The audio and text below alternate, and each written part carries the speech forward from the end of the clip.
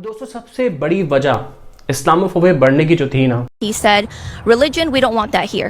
And then he pointed to my headscarf. Who do you think you are? I don't think why. You think you're something special? My son was attacked, even though he's the second generation. He was attacked and he was called a Paki. अस्सलाम वालेकुम दोस्तों, मेरा नाम उमर है और आप देख रहे हैं मेरा यूट्यूब और फेसबुक चैनल। दोस्तों उम्मीद करता हूं कि आप सब लोग खैर खैरियत से होंगे और मैं बड़ा शुक्रगुजार हूं आप लोगों का कि आप लोगों ने अपना कीमती वक्त निकाला इस वीडियो को देखने के लिए। दोस्तों इस वीडियो में जो है मैं कुछ हकाइक आपको दिखाऊंगा और कुछ क्लिप्स भी आपको दिखाने वाला हूं। ये वीडियो थोड़ी तवील होगी लेकिन आपको पूरी एंड तक देखनी है सारे हकाइक और सब कुछ समझने के लिए कि दरअसल ये इस्लामोफोबिया है क्या और इसकी जड़ क्या है, ये बढ़ कहाँ से रहा है और इसको बढ़ाने वाले लोग कौन हैं और दरअसल इसमें ज़िम्मेदार जो है वो कौन लोग हैं।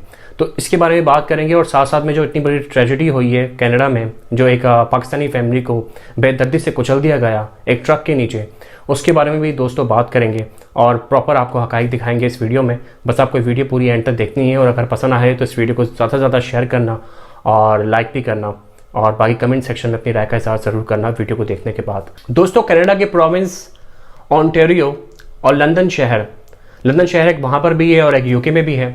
तो वहाँ पर जो है बेदर्दी से 5 लोगों को दोस्तों कुचल दिया गया और कुचलने वाला शख्स जो है ये नेथेनियल वेल्थमैन है। इसकी उम्र 20 साल है और ये भी कनाडा का शहरी है। इसने सिर्फ अपनी नफरत की आग में जो है 5 लोगों को बेदर्दी से अपने ट्रक के नीचे कुचल दिया।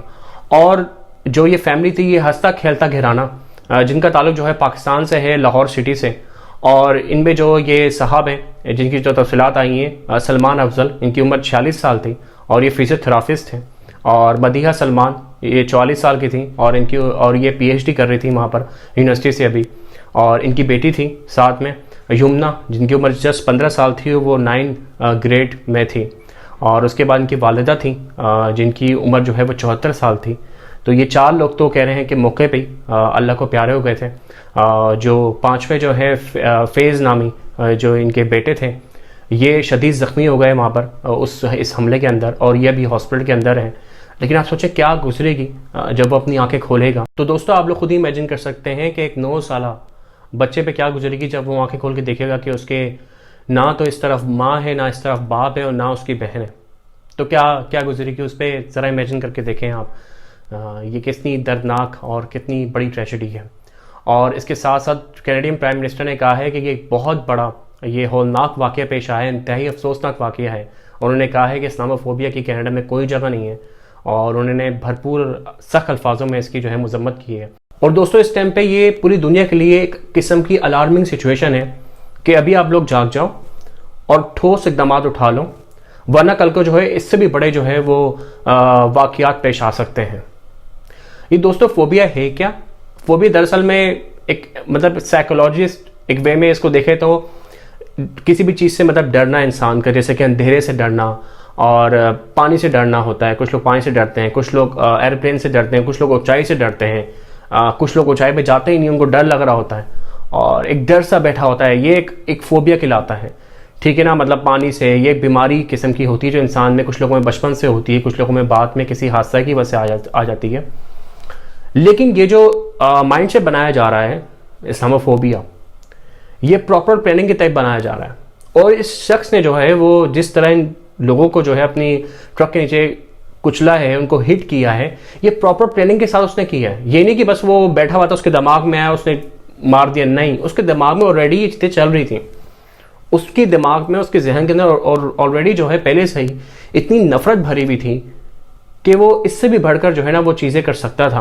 वो तो पुलिस ने उसको एंड वक्त पे पकड़ लिया वहाँ पर शॉपिंग मॉल में। उसने हालांकि वहाँ पर वैसे वो जैकेट जो होती है ब्लड प्रूफ वो भी उसने पहनी हुई थी, तो मतलब उसके अज़ाइम कुछ और भी थे और वो शायद इससे ही कुछ बहुत बड़ा करने वाला था लेकिन वो नहीं कर सका। लेकिन उसकी नफरत की आग पहले से ही जल रही थी और वो पहले से ही बड़ा मोटिवेटेड था इन चीज़ों के लिए। ये प्रॉपर प्लानिंग के साथ हुआ है और ये प्रॉपर प्लानिंग के साथ जो है इस्लामोफोबिया पूरी दुनिया में बढ़ाया जा रहा है। उस टाइम ये बढ़ रहा है और उसके मेन जिम्मेदार कौन लोग हैं, कौन कंट्रीज हैं इसकी। यहाँ पर मैं आपको कुछ तफसील दूंगा दोस्तों कि ख़ास किस्म की ज़ाहिर सी बात है लोगों को बताना कि देखो आपको इस कम्युनिटी से ख़तरा है, ये कम्युनिटी जो इसका मज़हब ऐसा है, ये दहशतगर्दी को परवान देता है। हालांकि कोई भी मज़हब जो है वो दहशतगर्दी के सपोर्ट नहीं करता और हर मज़हब जो है दहशतगर्दी के अगेंस्ट है। और फ्रांस में जो हुआ वो आपके सामने है। मैक्रोन ने जो किया, जिस तरह वहाँ पे बढ़ावा दिया इस्लामोफोबिया को और नफ़रत को, और फ्रीडम ऑफ स्पीच की आड़ में जो है वो कह दिया कि आपकी कोई लिमिटेशन ही नहीं है, आप कुछ भी कह सकते हो, किसी की भी जज्बात के साथ और मज़हब के साथ खेल सकते हो, किसी की भी दिल आज़ारी कर सकते हो। ये कहाँ की फ्रीडम ऑफ स्पीच है? फ्रांस के प्रेसिडेंट को तभी सही का चमाड़ा पड़ा है। कल उनको एक शख्स ने उनकी रैली के दौरान, मतलब वो अपनी कैंपेन कर रहे थे, इलेक्शन करीब है और उसमें बहुत कम उनकी पॉसिबिलिटी है जीतने की, क्योंकि जो उन्होंने हालिया इकदाम किए हैं उसमें पूरा एक मैं प्रॉपर वीडियो बनाऊंगा। तो उसकी वजह से फ्रांस की आवाम में बड़ा गम गुस्सा पाया जाता है उनके एमिल मैक्रोन को लेकर। वो ना कि सिर्फ वो मुसलमानों को लेकर, बल्कि और भी उन्होंने कुछ ऐसे स्टेप उठाए हैं जिनकी वजह से उनका कंट्री का बहुत बुरा हाल हुआ हुआ इस टाइम पे, और वहाँ के लोग जो है वो उनको बिल्कुल भी सपोर्ट नहीं कर रहे और बहुत गुस्सा है उन पे, एमिल मैक्रोन पे इस टाइम पे। और जर्मनी में AfD एक पार्टी है, फायर राइट विंग, जिनका नार्सिसिज्म का ये माइंडसेट होता है, जो कि ना कि सिर्फ मुसलमानों बल्कि जितने भी आउटसाइडर्स होते हैं उनके अगेंस्ट होते हैं ये लोग। और उनको जो है ना ये अपना वो समझते हैं कि हमारे दुश्मन है, और मतलब इनको अपने कंट्री में बिल्कुल भी वेलकम नहीं करना।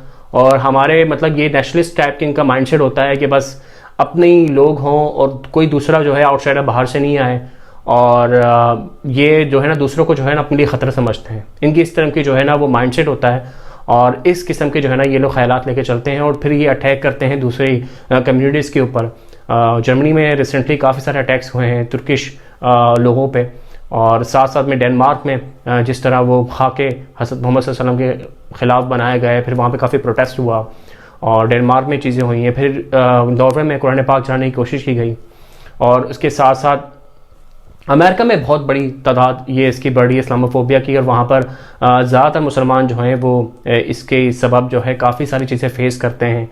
उनको ये एक लड़की का आप ये वीडियो क्लिप देखें जिसमें ये कह रही है कि मैंने सिर्फ इसका जॉब इंटरव्यू था इन लड़की का, ये अमेरिकन नेशनलिस्ट है, तो इनका जॉब इंटरव्यू था, इन्होंने कहा था मेरे ब्रेक टाइम में से आप सिर्फ जो है ना मुझे 10 मिनट भले डिटेक्ट कर लो, जो मेरा वो लंच का ब्रेक होता है, और मुझे वो मतलब आप उसमें से जो है ना वो कुछ टाइम 5-5 मिनट मतलब मुझे नमाज के लिए दे दो, 2 टाइम नमाज के लिए। लेकिन उन्होंने उनका मजाक उड़ाया और किस तरह उनको साफ मना कर दिया, ये आप क्लिप्स हमें खुद दे सकते हैं। Everything was going well. It lasted about 15-20 minutes, and then she explained to me the roles, the hours, how to progress within the company, and she said that there would be a 2-hour lunch break. To which I said, that's kind of a long lunch break, but is it possible for me to take a shorter lunch break and instead take 5 minutes throughout the day to pray? And I asked her for 2 5-minute prayer breaks, which would amount to 10 minutes total. Because I pray 5 times a day in accordance with my sincerely held religious beliefs. And she promptly ended the interview. She said, that's not going to work. We have fixed hours. Accommodate me, and I'm willing to take a shorter lunch break. And he said, religion, we don't want that here.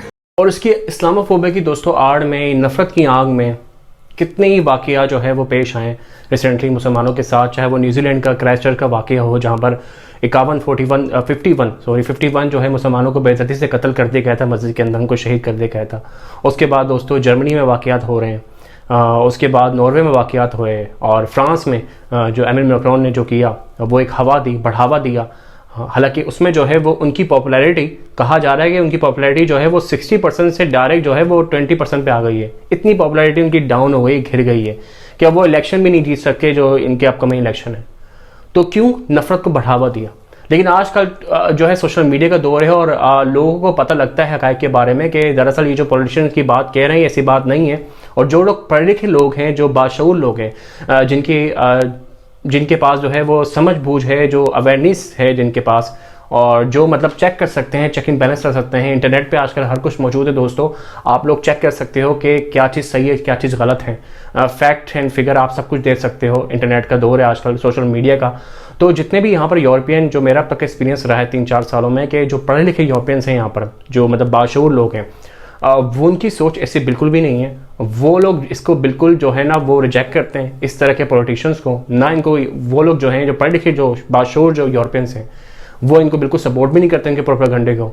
और वो इस चीज़ को समझते हैं कि ये ज़रा सा मैनिपुलेशन है अपने मफादात के लिए, और अपने वोट बैंक के लिए ये लोग किस्म की मैनिपुलेशन कर रहे हैं और अपनी आवाम को जो है ना प्रोवोक कर रहे हैं और उनके माइंड सेट को जो है ना वो चेंज कर रहे हैं सिर्फ और सिर्फ अपना वोट बैंक बढ़ाने के लिए। जो जाहिल किस्म के लोग जो होते हैं हर जगह पाए जाते हैं, जो गांव देहातों में बसते हैं, जो सिर्फ स्टेट टीवी देखते हैं, जो मीडिया देखते हैं, स्ट्रीम मीडिया जो दिखाता है बस उसी पे बिलीव करते हैं, जो सोशल मीडिया पे इतना एक्सेस नहीं रखते और ना उसका इतना इस्तेमाल करते हैं, तो वो लोग जो है वो फिर जाहिर सी बात है उनको फिर उनके माइंड सेट को आसानी से डाइवर्ट कर दिया जाता है और फिर वो लोग वही सोच रहे होते हैं जिस तरह उनको दिखाया जा रहा होता है और वो उनके जहन में फिर वही चीज़ चल रही होती है और फिर नफरतें बढ़ती हैं और फिर नफरत जो है जब स्ट्रीम लेवल पर जाती है तो फिर इस तरह के वाकयात भी दोस्तों पेश आते हैं, जिस तरह के वाकयात हो रहे हैं, जिस तरह हमने उनको चमार भी पड़ा है। अब दोस्तों सवाल यहाँ पैदा होता है कि इस्लामोफोबिया किस तरह ख़त्म होगा, क्या करने की ज़रूरत है कि इस्लामोफोबिया ख़त्म हो, ये नफरत जो है कम्युनिटी में बढ़ रही है, लोगों के बीच में जो है ये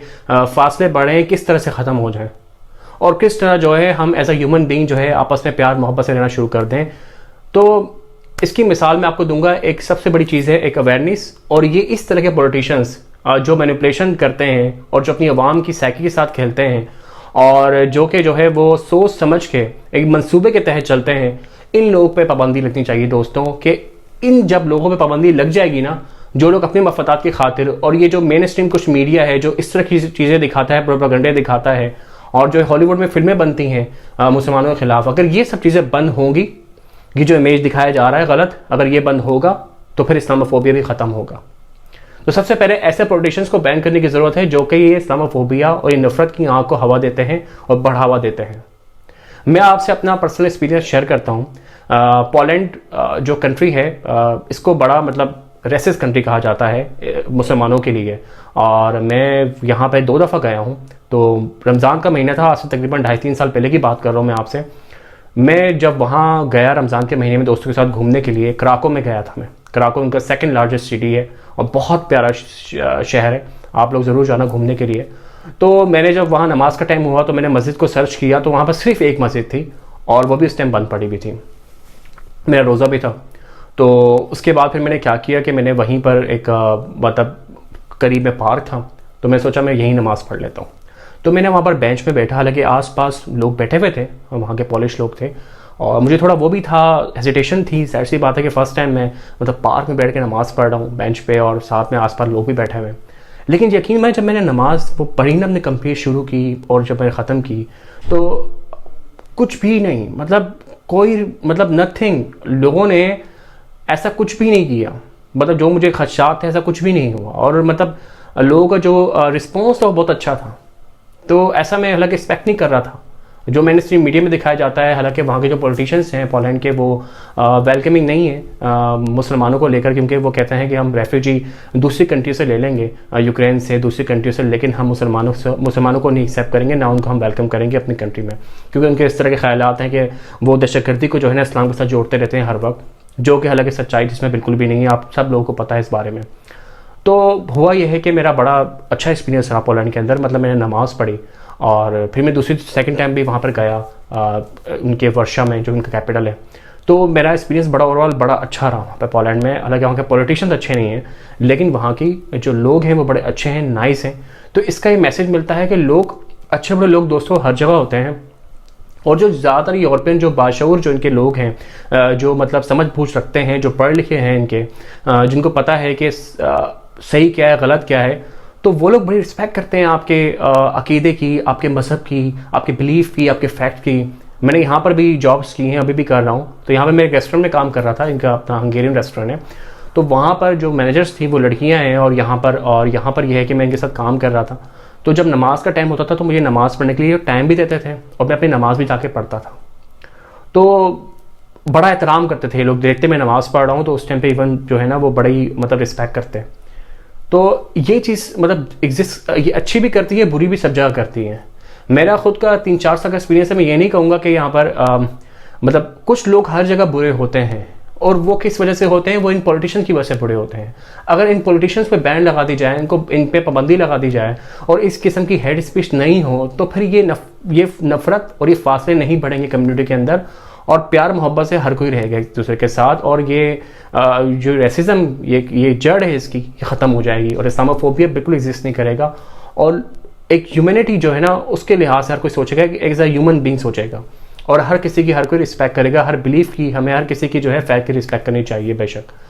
तो मैंने जो है पर्सनली अब तक कोई मतलब इतना कोई बड़ा, अल्लाह का शुक्र है, इस तरह का 3-4 साल में कोई बड़ा कोई से कुछ फेस नहीं किया, लेकिन अच्छे बुरे लोग सब जगह होते हैं। अगेन जाहिल लोग जो होते हैं वो सब जगह पाए जाते हैं, जो कि सिर्फ मेन स्ट्रीम मीडिया देखते हैं और या अपने प्रोड्यूसर को देखते हैं, और उनकी वजह से जो है ना उनका माइंड मैनिपुलेट हो जाता है, और फिर उनकी साइकी जो है ना बस वैसी होती है कि लकीर के फ़कीर होते हैं। वो समझते हैं कि नहीं ये लोग ऐसे ही हैं, इनका मज़हब जो है वो दावत देता है, इनका मज़हब बढ़ावा देता है, हालांकि हक़ाइक़ नहीं पढ़ते हैं कि हक़ाइक़ है क्या।